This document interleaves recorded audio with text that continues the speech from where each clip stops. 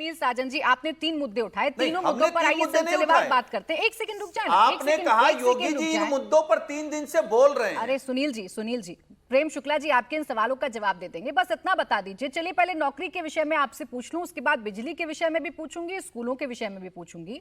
2016 में जब आप गए थे कितनी नौकरियां आपने दी थी, और 2026 में हम हैं, 9 साल में कितनी नौकरियां दी हैं योगी आदित्यनाथ ने? इसका एक छोटा सा कंपैरिजन बस करके बता दीजिए। आपका आंकड़ा क्या है और इनका आंकड़ा क्या है?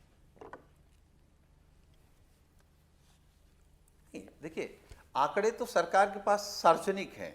योगी जी झूठ बोल देंगे। हम तो ये कह रहे हैं आपने 10 लाख नौकरियां दी हैं, आप जारी कर दीजिए। 10 लाख कौन सी नौकरियां दी हैं? केवल कह देने से, कहने को तो मोदी जी भी कहते हैं कि भारत विश्व गुरु हो गया क्या? वो भी कहते हैं कि आर्थिक स्थिति ठीक हो गई क्या? वो भी कहते हैं कि देश की सीमाएं सुरक्षित हैं क्या? सुनील जी, अब सुनील जी देखिए, आप कर दीजिए इनका फैक्ट चेक, आप कर दीजिए इनका फैक्ट चेक और इनको कर दीजिए एक्सपोज, क्योंकि अभी तो उत्तर प्रदेश 9 साल में सबसे ज्यादा नौकरियां देने वाला प्रदेश बन चुका है। 9 साल में 9,30,000 नौकरियां दी गई हैं। ये मैं नहीं, ये गूगल बताता है कि 9,30,000 नौकरियां दी हैं 9 साल में। सबसे बड़ा राज्य बन गया है, सबसे ज्यादा नौकरी देने वाला राज्य बन गया है। रही बात कि आपको दिखता नहीं है, ये आंकड़े आपको झूठे लगते हैं, तो ये शंका तो प्रेम शुक्ला जी ही दूर कर सकते हैं। मैं तो वो बता रही हूं जो आंकड़े उपलब्ध हैं। भाई प्रेम शुक्ला जी, ये शंका दूर करिए। 9,30,000 कह तो रहे हैं आप, लेकिन ये कागजों में है, दिखती नहीं है उनको, झूठ बोल रहे हैं आप, उनका सीधा सीधा आरोप है। देखिए, वो झूठ बोलने का उनका अपना अभ्यास है। नहीं, हम सच मान लेंगे, जारी कर दें प्राची जी केवल ये। अब आदरणीय योगी आदित्यनाथ जी 9.3 लाख नौकरियां सिर्फ सरकारी क्षेत्र की बता रहे हैं। ये सरकारी नौकरियां हैं। 9.3 लाख ये जो नौकरियां हैं, ये जो सरकारी नियुक्तियां हुई हैं उसकी हैं। और आज भी जब आदरणीय योगी आदित्यनाथ जी ये बात कर रहे थे तो नियुक्ति पत्र जारी करते हुए ये आंकड़े दे रहे थे। तो झूठों को तो हर चीज झूठ लगेगी। जिनके कार्यकाल में सिर्फ यादव जाति के लोग, उनको ही नौकरियां मिलती थी, उसमें भी 3-4 जिलों के यादव, उनसे भी वसूली करके, चच्चा की अलग वसूली, बच्चा की अलग वसूली और खान साहब की अलग वसूली, ये वसूलियां चल रही थी 3.5 मुख्यमंत्री वाले। इनके कार्यकाल में 3.5 दुकानें खुली थी कि नो आइए, रुपए दीजिए, नौकरी ले जाइए। आदरणीय योगी आदित्यनाथ जी के कार्यकाल में पारदर्शी और हर किसी को सामाजिक न्याय सुनिश्चित करते हुए 9.3 लाख सरकारी नौकरियां और प्राइवेट सेक्टर की जो नौकरियां हुई है वो अलग। जिस तरह से 50 लाख करोड़ रुपयों के निवेश समझौते आदरणीय योगी आदित्यनाथ जी के कार्यकाल में हुए, 65,000 सिर्फ खाद्य प्रसंस्करण इकाइयां प्रारंभ हुई हैं उत्तर प्रदेश में। सबसे बड़ा मोबाइल का उत्पादक जो है उत्तर प्रदेश बन गया है। सेमीकंडक्टर की इकाई उत्तर प्रदेश में लग रही है। सबसे अधिक एक्सप्रेसवे उत्तर प्रदेश में है। मेट्रो का जाल बिछाने का काम उत्तर प्रदेश में हुआ। ये आदरणीय योगी आदित्यनाथ जी के कार्यकाल में हर जिले में मेडिकल कॉलेज खुले। ये योगी आदित्यनाथ जी के कार्यकाल में 2 एम्स गोरखपुर, एम्स रायबरेली उत्तर प्रदेश में आए। इनके कार्यकाल का आपने नौकरियां पूछ ली तो दाएं बाएं झांकने लगे सुनील बाबू। उनको दाएं बाएं झांकने की मजबूरी आ गई, क्योंकि आंकड़ा था नहीं। इनके जमाने की नौकरियों को तो हाई कोर्ट ने जो है निरस्त करने के आदेश जारी किए थे, क्योंकि नौकरियों में गड़बड़ डाले हुए थे। यकीन नहीं है ना की परीक्षाओं में एक जाति के लोग मेधावी हो गए थे। एक डिमांड कर रहे हैं वो आपसे कि आप जारी कर दीजिए, सार्वजनिक कर दीजिए कि तो अपने आप पर यकीन नहीं है। कितनी नौकरियां दी, वो तो जारी है। वो सरकारी आंकड़े जो हैं सबके सामने, तो एक आरटीआई डाल दें, श्रीमान सुनील साजन जी या इनके नेताजी, सारे आंकड़े आ जाएंगे।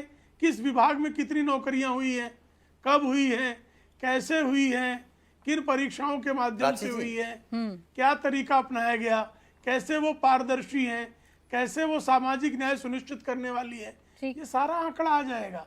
लेकिन हमको सच को ही डिनाई कर देना है, क्योंकि हमारे पास कुछ कहने के लिए है नहीं। तो कह दो साहब दिन का उजाला है। नहीं साहब अंधेरा है, क्योंकि उलूक दृष्टि से दिन का उजाला भी दिखाई नहीं देगा ना। ये सुनील जी, आपको उजाला क्यों नहीं दिख रहा है भाई? बेरोजगारी दर घटकर अगर 3.1 हो गई है 2026 में, तो यूं ही तो घट नहीं गई होगी बेरोजगारी। अगर केवल 1 मिनट दे देंगे,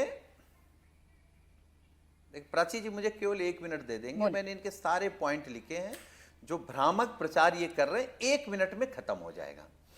एक तो बड़ी पारदर्शिता की बात करिए, मैं आपके कार्यक्रम में दावे के साथ कह रहा हूं, सरकार ने सचिवालय में जो भर्ती की है अपने नेताओं के भाई भतीजे, अधिकारियों के भाई भतीजे, बीबी और जजों के, और जिस कंपनी ने भर्ती की थी उस कंपनी को बचाने के लिए योगी सरकार सीबीआई जांच ना हो सुप्रीम कोर्ट गई है। एक ये तो इनकी पारदर्शिता है। एम्स की बात इन्होंने कही, प्राची जी आप जानती हैं एम्स की दोनों जमीनें माननीय अखिलेश यादव जी ने एज ए मुख्यमंत्री दी थी उत्तर प्रदेश में। मेडिकल कॉलेज की बात करी है, तो जिला अस्पतालों को फाइल में मेडिकल कॉलेज आपने बनाया है। फिर आपने कहा 50 लाख करोड़ निवेश हुआ है, आप बता दीजिए कहां हुआ है? एक जानकारी बस दुरुस्त कर दीजिए सुनील जी, क्योंकि आप पूरा बैकग्राउंडर लेकर आए हैं। हम सुन लीजिए, आप ही की बात है, आप ही की बात है। 2 सेकंड सुनील जी, आप ही की बात है, आप ही इसको आगे बढ़ाएंगे। 2 सेकंड। अच्छा बोले जी बोले, कंप्लीट करें। देखिए, और इन्होंने मोबाइल उत्पादन की बात की है। सैमसंग कंपनी को कौन लाया था प्राची जी? अगर आप ईमानदारी से बता देंगे तो वो नाम सामने आ जाएगा आपके कार्यक्रम के माध्यम से कि माननीय अखिलेश यादव जी नोएडा में लेकर के आए थे। ठीक है। मेट्रो में तो कह रहा हूं, लखनऊ की मेट्रो अगर 1 इंच चलाई हो 10 साल में 10 इंच बता दें कि 10 साल, और एक्सप्रेस वे तो आप भी जान रही हैं, हम भी जान रहे हैं, आपके माध्यम से देश का बच्चा जान रहा है। प्रधानमंत्री जी उद्घाटन करके जाते हैं, बैठ जाता है। सुनील जी चले, मैं मान लेती हूँ कि उत्तर प्रदेश में जो 2 एम्स बता रहे हैं 48 जगह, हम कह रहे हैं 200 जगह बैठ गया है। जो 2 एम्स बने हैं वो आपकी देन है। आप मुझे बता दीजिए, रायबरेली में जो एम्स बना, रायबरेली में जो एम्स चल रहा है, वो कब प्रस्तावित हुआ था?